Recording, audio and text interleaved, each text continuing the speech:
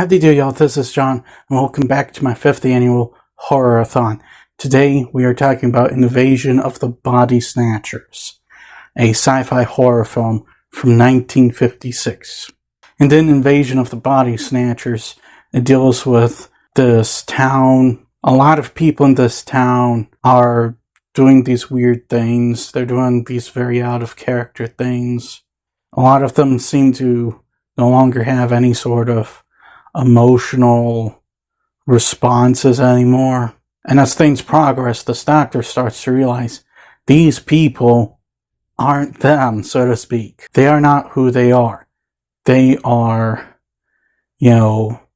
beings that have taken over these bodies. And so him and a couple of his friends and his girlfriend are all now trying to figure out a way to get out of the town. Okay, so to get things started, first and foremost, what I liked about the movie, the story in this film, believe it or not, is still very much original nearly 70 years later. Other than the 70s remake, there isn't a whole lot of movies that have copied this movie beat by beat.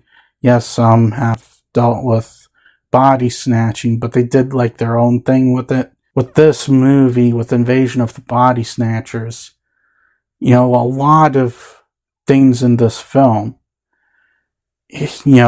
story-wise, they're still pretty original today. I also like how the movie plays with paranoia. This film was made back in the 1950s. The Cold War was going on at the time, and obviously they dealt with the Cold War paranoia at the time. There also seems to be this sort of metaphor for communism with the body snatchers, with the creatures stealing these people's bodies, essentially. They work as a collective. And they all have one train of thought. They're not their own individual person. Just something I thought I'd throw that in there. I'm pretty sure other people have pointed out the communism metaphor for the body snatchers. However, I just wanted to throw that out there. Yeah, the body snatchers are basically communists. Back to the paranoia thing. The movie, you're sitting there, you're questioning whether or not some of the characters that you think are okay, are fine. You're questioning whether or not they actually are. Whether or not they're actually body snatchers. And I like that. Also, for a movie in the 1950s, the movie actually looks pretty nice. It looks pretty nice. Obviously, the effects have dated. That is kind of to be expected with most films of this time period. But some of the cinematography still looks pretty nice, especially this one close-up of Kevin McCarthy just going nuts on a highway. And the acting's also, pretty good. The actors in this movie, they all do a good job, and you can kind of identify each and every one of them by just the way they act. Kevin McCarthy doesn't act the same way that the other three do. I don't know everyone's names, which is kind of a shame. However, the actors all do a good job in this film. Now, in terms of problems, I kind of wish the character development was stronger. This was a common problem with sci-fi and monster movies, the 1950s. The characters just aren't exactly the strongest in these films, no matter how well they otherwise age. I honestly don't remember Kevin McCarthy's character's name.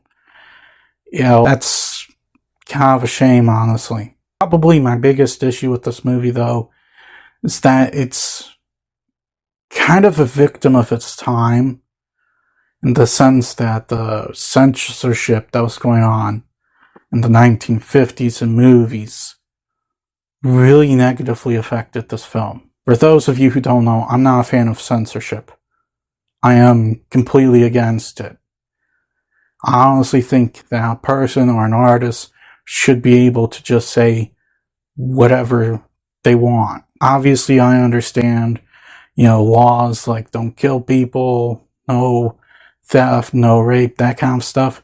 I understand, you can't do that. I'm just saying with art, artists should be able to say what they want. And just in general, people should just be able to say what they want. And getting back to my point, I think that the censors board negatively affected this film significantly. You can tell they wanted to go in directions that were just too far for the censors board.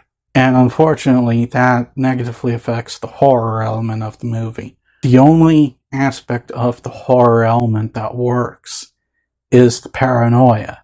That is it. They were completely unable to make this film more disturbing in the way that the 70s remake was able to do. Very unfortunate, because, this movie does have a very good story to it. So guys, at the end of the day, Invasion of the Body Snatchers, the only thing that, hampers the movie too much is the fact that the censors board existed back when this was made. Other than that, this movie's aged pretty well. The storytelling's still very strong. The actors, they all do a good job. Visually speaking, the movie still looks pretty nice all these years later. The paranoia is still effective. I would definitely say that if you've not seen the original 1950s Invasion of the Body Snatchers, I would recommend it. I would recommend going and watching this film, this original movie, and then going and watching the 70s remake, which wasn't hampered by the really stupid stuff that this movie was hampered by. I'm going to give Invasion of the Body Snatchers a 7. Well, that's all the time I have for today, and please remember, every Wednesday until the 31st, I will be doing another horror review. Please like this video if you enjoyed it. Please also subscribe if you're new to the channel. And as always, please remember, the Badetsky will return.